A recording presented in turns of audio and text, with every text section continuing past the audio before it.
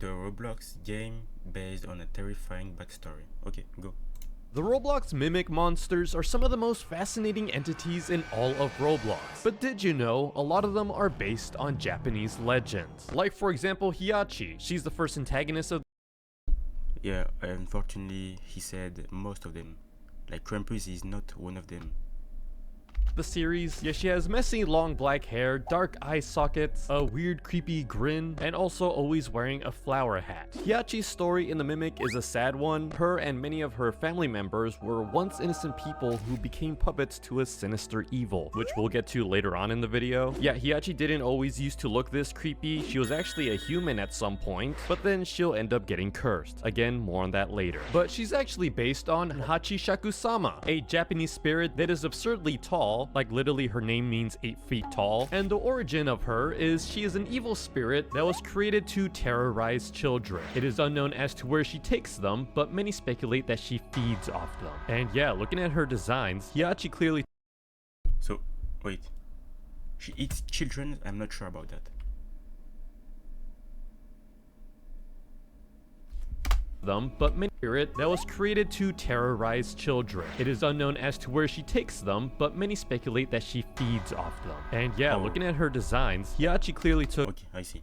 heavy inspiration off of her, Megumi and Takane. So these two characters from the Mimic have similar appearances. They have the appearance of a tall woman with a very long giraffe-like neck, and in one of the chapters of the Mimic, you're supposed to copy this art style while she heavily judges you. Now both of these To be honest, I don't really mind when she's looking at me while I'm drawing, so. mimic entities are actually But I got some issue with the sister, Megumi. Like she's following you in the library for no reason. based off of the Roku Rokubi, which yes, also have similar necks that can stretch out. Sometimes Yeah, I don't have any issue with Roku Rokubi, so yeah. even the heads detach, and these creatures are said to actually be cursed, where at night they would often spy on humans, scaring them, drinking their oil from lamps, and sometimes even devouring people as they're sleeping. They would also I have to admit something. When you watch this video in daytime, it's not really scary, but when you watch during night time, yeah, it's something completely different. typically attack men. They're honestly some of my favorite entities from the Mimic, but now we have Biwaki. Now, she has a red flower crown as well as holding the instrument called the biwa, hence her name, and she's actually based off of Benzaiten, the goddess of eloquence. The Benzaiten is also associated with dragons, snakes, wealth, and fortune. Yeah, she's actually a goddess, whereas in the Mimic, Biwaki is actually just trying to smack you with her instrument. Kintoru. So she's one of the main antagonists in the Mimic. She's the one that actually cursed many of the Masashigi family into becoming her puppets. Yet Kintoru was created by an eldritch god to do his evil biddings, but then at some point she got sealed away. But that's when a young girl came along. That young girl was Hiachi, and Kintoru promised Hiachi eternal happiness if she were to release her from her prison. But the second Hiachi released Kintoru from her prison, she cursed Hiachi and the rest of her family, forcing them to take on other innocent souls. I don't know.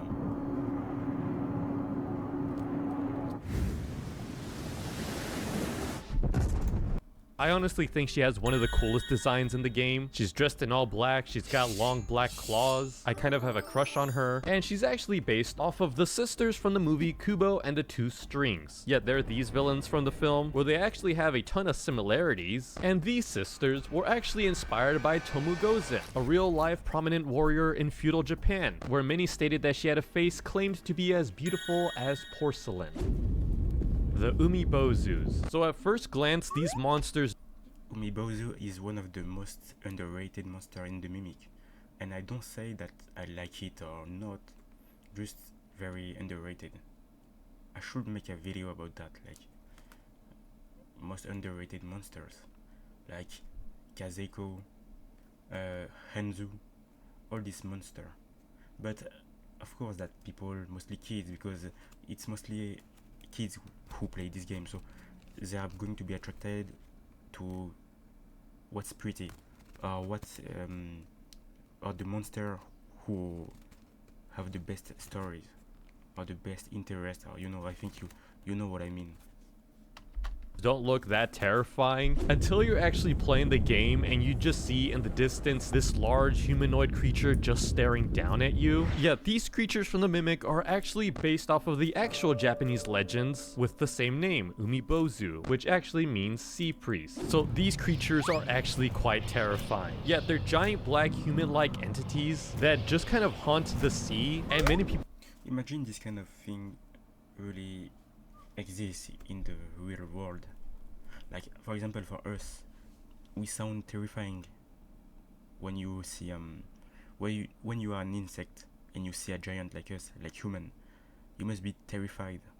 So I think they feel the same way, but we don't feel the same way because there is nothing like bigger than us except fortunately the thing that we build, like cargo ship and all of these things, you know, giant things, but not humanoid or human things. No human is just bigger than us human, I think. So how can we be, at least if you talk about animal, yeah, there is, but really something big, really big, something which is terrifying even for the whales, for the sharks, you know, for in the ocean. I think it would be terrifying. I think it would unlock a new fear for most people. People in Japan to this day believe that they have seen these creatures out in the waters, and these creatures are known to break down ships and drown everyone on board. And the only way to escape them is to literally give them a bottomless barrel and sail away while it is confused. Yeah, that's literally what the urban legend says. It's so ridiculous. And I find the artwork of these creatures to be both fascinating and also completely disturbing at the same time, but they're definitely one of my favorite Japanese legends. Rin and Mio Tsushima. So now this creature is pretty disturbing in the Mimic. Yeah, so this character is actually Rin, and she actually has a monster on the back of her head. That monster is her younger sister called Mio. Yeah, the story about these two sisters is that they were both starving and couldn't afford much food to survive, and yet Mio would always come home happy, and this made Rin jealous. Rin thought that her sister was secretly eating food, and so because of this, Rin ended up eating her, and it was actually found out that Mio was happy because she was actually saving money for the both of them. Rin became riddled with guilt, and therefore the two of them turned into this haunting monster. And again, this monster is actually based on a Futikuchi Onna, which literally translates to two-mouthed woman. One mouth on her face. Futikuchi Hona. Okay, yeah, there is Futikuchi Hona. You know, the woman with the huge smile but cut on the edge. So yeah. The second on the back of her head beneath her hair. And yes, just like the Mimic story, this Japanese monster is also said to be cursed, typically because of how little the woman was eating, and so if they were starving themselves, this monstrous creature would form on the back of their head and demand to be eating food. Honestly, pretty terrifying, but not as terrifying as Nagisa. Nagisa is also one of the most underrated monster. By the way, I like this monster a lot, even though I don't use a lot the Nagisa lantern, but yeah. The giant black serpent in the Mimic that has a woman's head but has a large snake body. Yeah, it's honestly one of the more terrifying creatures in this game, and they're actually based on a Onna, another Japanese folklore that has the body of a snake and the head of a woman, and they're often said to consume humans, typically appearing in seas and rivers. Shosai, otherwise known as the Shosai too.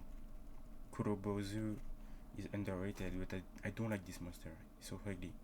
Ugliest monster. Bozu is a what the fuck? gigantic No, explain to me, what the fuck is this? So, what he's trying to do? Clean your face? Clean what?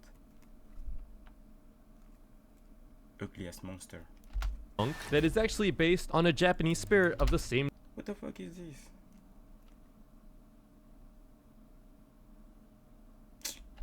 name. So these creatures are actually very terrifying. Their story is that they come out at night sneaking into houses after everyone is asleep, and they creep up on their victims, typically women. So, wait, okay, I'm going to say something that I think kids should not.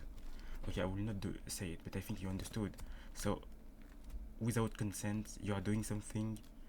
Okay, I think you already understood what I was about to say.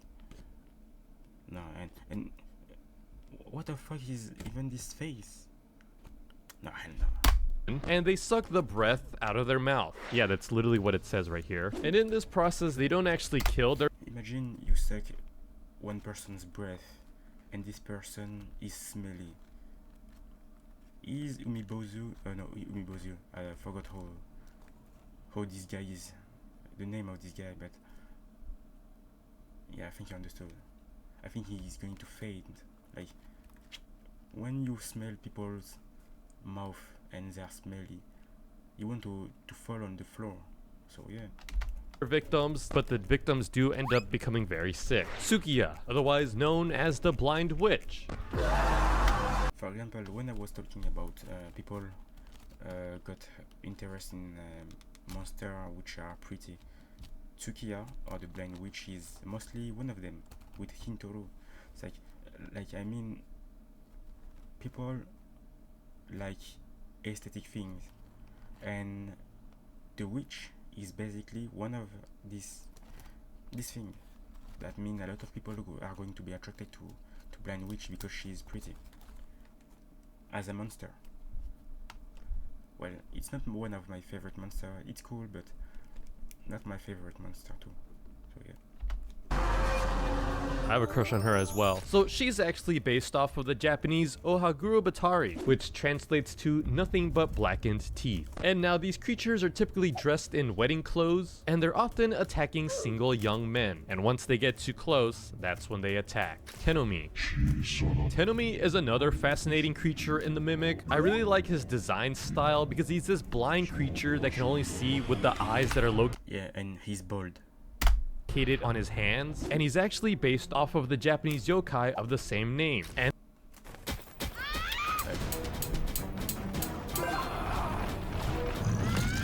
And these creatures are typically wandering around open fields or graveyards looking for tasty humans. And now how these creatures were made isn't really known, but it's said that these creatures are most likely the ghosts of blind men who were robbed and murdered by thugs. Kuriko. So Kuriko is another tall, lanky monster that just kind of follows you around the vents in the Mimic. Honestly, very terrifying to see. And now she's more of an original character, but some people believe that she has similar appearances to Kayako Seiki, the character from...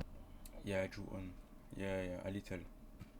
Like in the Grudge. But there is a Korean movie about this.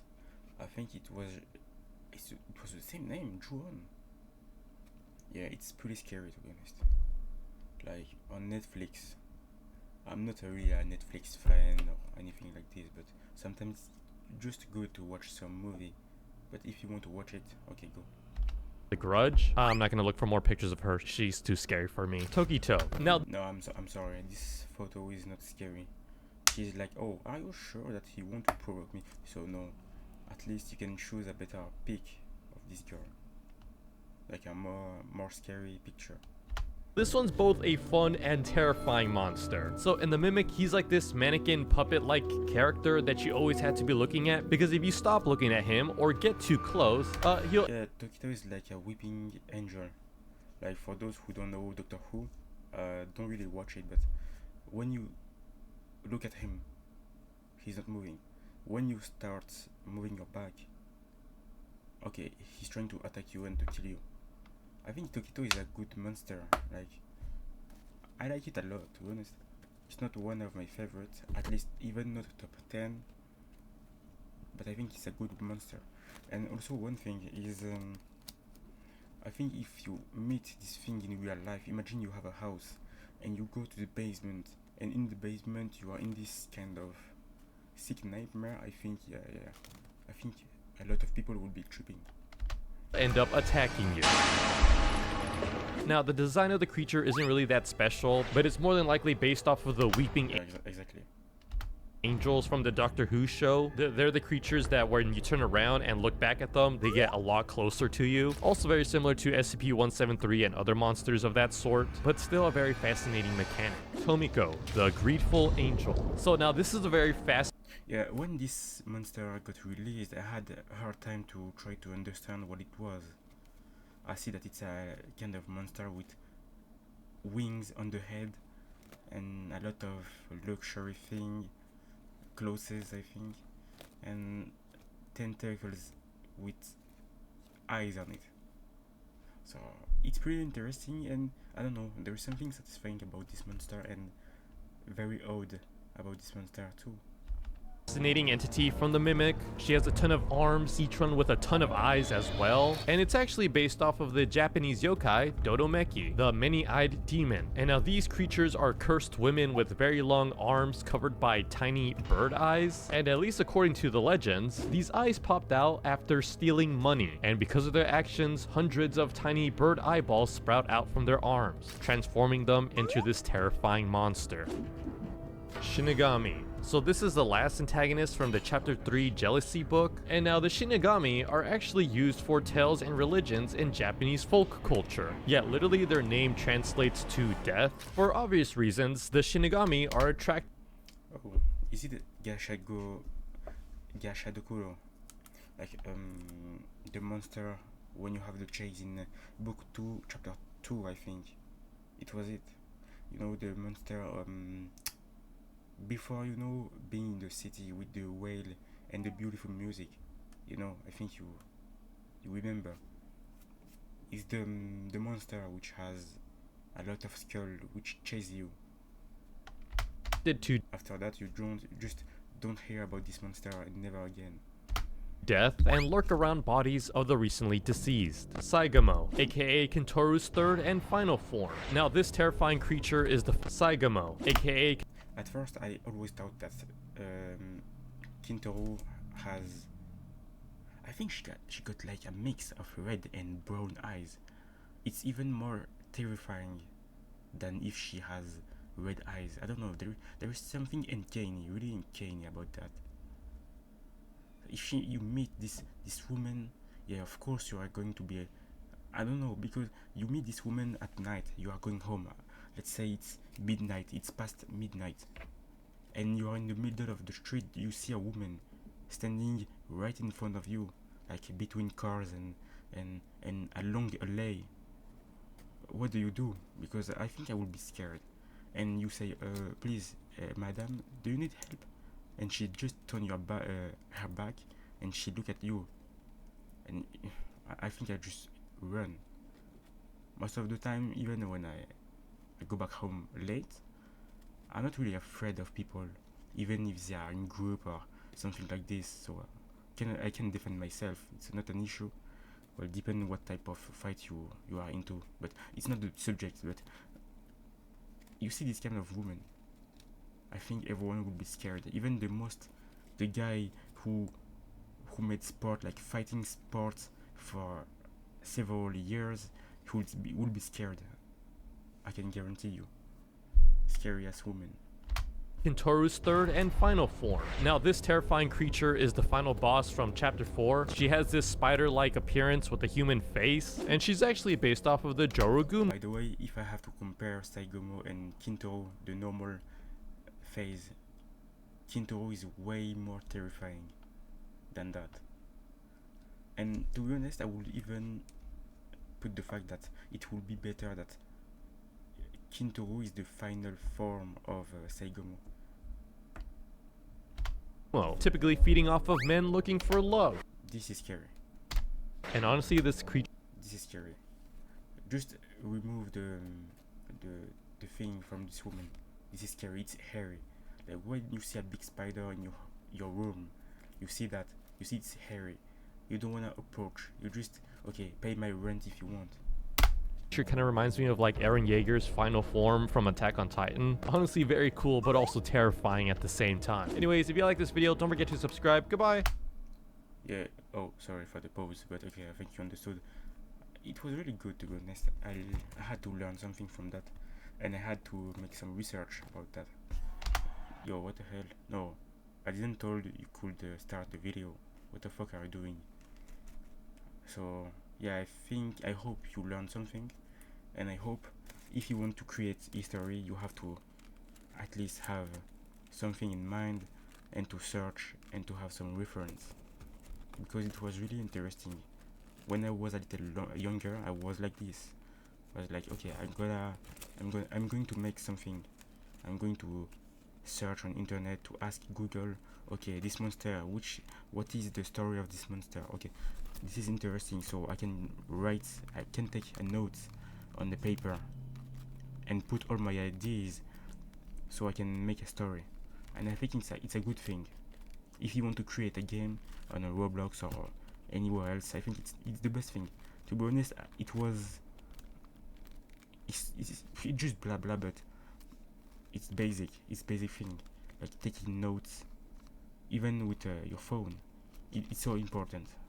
That's what I'm trying to say. It's so important to get some knowledge.